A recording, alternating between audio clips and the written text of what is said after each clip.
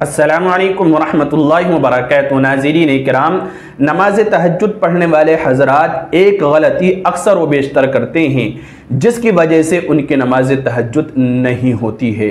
نماز تہجد چونکہ بہت فضیلت والی نماز ہے، اگر آپ کی دعائیں قبول نہیں ہو رہی ہیں تو نماز تہجد پڑھ کے مانگیے۔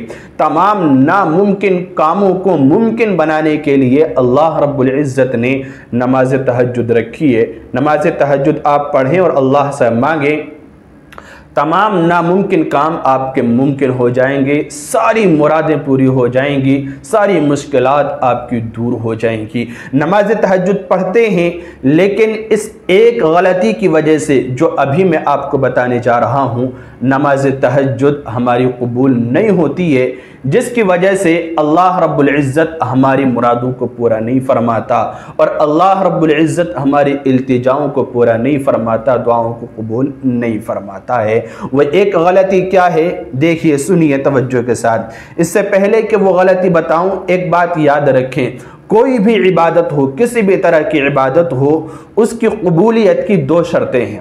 اگر دو شرطیں پائے جائیں گی تو وہ عبادت قبول ہوگی۔ وہ دو شرطیں کیا ہیں وہ جان لیں، اس کے بعد وہ غلطی میں آپ کو بتلاتا ہوں جو نماز تہجد میں اکثر حضرات کرتے ہیں۔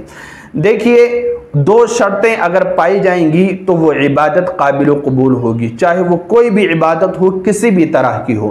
نمبر ایک، وہ عبادت اللہ رب العزت کی رضا کے لیے ہو، اللہ رب العزت کو راضی کرنے کے لیے اور خوش کرنے کے لیے، اور اللہ رب العزت کا حکم سمجھتے ہوئے اگر ہم عبادت کریں گے تو وہ عبادت ہماری قابل و قبول ہوگی۔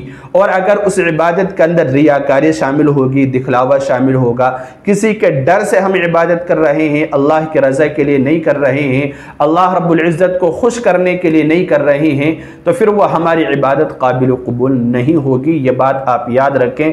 پہلی شرط ہے وہ یہ کہ اللہ کی رضا کے لیے عبادت ہو، اور دوسری جو شرط ہے کہ وہ عمل، کوئی بھی عبادت ہے، وہ سنت کے مطابق ہو۔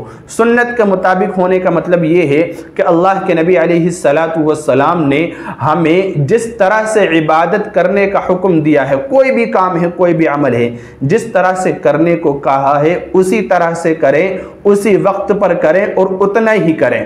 اگر اس عمل کے اندر، اس عبادت کے اندر نبی صلی اللہ علیہ وسلم کے بتائے ہوئے طریقے میں ہم کمی بیشی کر دیں گے یا وقت الگ کر دیں گے یا اسی طرح سے کچھ نہ کچھ تبدیلی کر دیں گے یا اپنی مرضی شامل کر دیں گے، مثال کے طور پر میں آپ کو بتلاؤں، مثال کے طور پر نماز تہجد 2 رکعت پڑھنی ہوتی ہے ایک سلام سے، 2 رکعت کر کے آپ پڑھیں۔ اگر کوئی شخص ایک سلام سے 1 رکعت پڑھ لے یا 3 رکعت پڑھنے لگے، یا سوچے کہ بھئی مجھے 9 رکعتیں پڑھنی ہے تو 1 سلام سے پڑھنے لگے، یا 1 سلام سے 6 رکعتیں پڑھنے لگے، تو یہ سنت کے خلاف ہو جائے گا۔ اسی طرح سے نماز کے اندر کب بسم اللہ، کب اعوذ باللہ، اور کب سورہ فاتحہ، اور کب جو ہے سورت پڑھنی ہے، کب سبحان ربی العظیم، کب سمیع اللہ، کب سبحان ربی الاعلیٰ، کب تشہد، کب درود شریف، یہ عمل سارے کے سارے کب کرنے ہیں، کس وقت کرنے ہیں، نبی علیہ السلام نے ہمیں بتلایا ہے۔ تو اس طریقے پر اگر ہم عمل کو کریں گے سنت کے مطابق، یہ کہلاتا ہے، اس طریقے پر کریں گے تو پھر ہمارا عمل اللہ رب العزت کے یہاں قبول ہوگا۔ تو پہلی شرط اللہ رب العزت کی رضا کے لیے عمل ہو، اور دوسری شرط سنت کے مطابق ہو، یعنی رسول اللہ صلی اللہ علیہ وسلم نے جس طرح ہمیں عبادت کرنا بتلایا ہے اس طرح سے عبادت ہو۔ تو یہ باتیں اگر آپ کے سمجھ میں آ گئی ہیں تو اب یاد رکھیے، نماز تہجد میں جو سب سے بڑی غلطی ہو رہی ہوتی ہے ہماری مسلم بہنوں اور بھائیوں سے، بیٹیوں سے، ماؤں سے، وہ یہ ہے کہ سطر کھلا رہتا ہے۔ سطر کی سب سے بڑی غلطی ہوتی ہے۔ مثال کے طور پر بہنیں جو غلطیاں کرتی ہیں، مسلم مائیں بہنیں، وہ یہ غلطی کرتی ہیں کہ آج کل فیشن چل چکا ہے ہاف کپڑے پہننے کا، ادھورے کپڑے پہننے کا، تو جیسے نماز کے اندر کوہنیوں کا کھلا رہنا، بازو کا کھلا رہنا، بالوں کا کھلا رہنا، کان کا کھلا رہنا، یا اسی طرح سے نماز کے اندر گردن کا کھلا رہنا، سینے کا کھلا رہنا، اسی طرح سے نماز کے اندر टखने खुले रहना, टखनों के ऊपर का हिस्सा खुला रहना, या इसी तरह से नमाज के अंदर ऐसे लिबास पहनना कि जिसमें डिज़ाइन के तौर पर घुटनों से या घुटनों के ऊपर से रान पर से कुछ हिस्सा कटा हुआ हो जिससे सतर नज़र आ रहा है।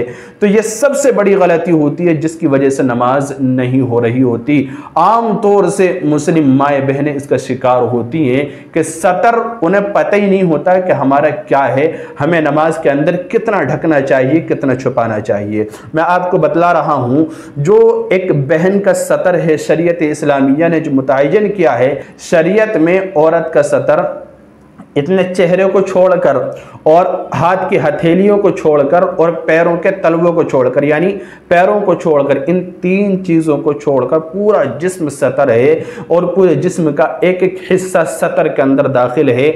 यानी इन तीन चीज़ों के अलावा, यानी चेहरा और हाथ की हथेली और इसी तरह पैर, इन तीन चीज़ों के अलावा हर चीज़ का पूरे जिस्म का छुपाना नमाज के अंदर फ़र्ज़ है। अगर एक चीज़ भी खुली रहेगी, चाहे वो कान हो या बाल हो, गर्दन हो, इसके अलावा बाजू हों, कोहनियाँ हों या टखने का ऊपर का हिस्सा हो, अगर खुला रहेगा तो फिर याद रखें नमाज नहीं होगी।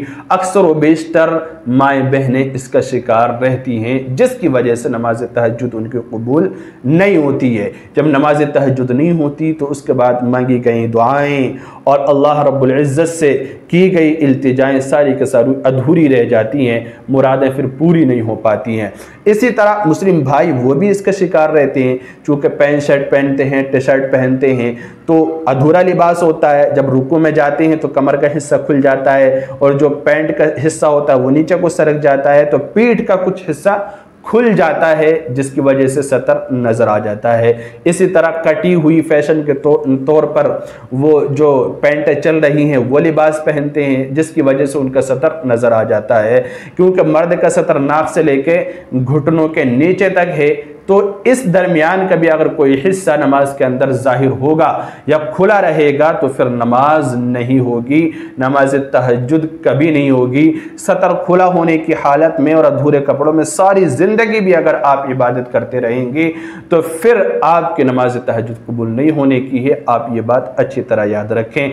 इसलिए नमाज तहज्जुद ये बहुत अहम नमाज है, बहुत कीमती नमाज है, बहुत राज़ों वाली नमाज है, बहुत अल्लाह रब्बुल इज़्ज़त को पसंद आने वाली नमाज है। इसलिए उसी तरह से पढ़ें जिस तरह से नबी अलैहिस्सलातु वस्सलाम ने हमें पढ़ने को कहा है, और इन बातों का ख्याल रखें। नमाज के अंदर इंशाअल्लाह हमारी इबादत कबूल होगी। अल्लाह ताला अमल की तौफीक अता फरमाए। अस्सलामु अलैकुम व रहमतुल्लाहि व बरकातहू।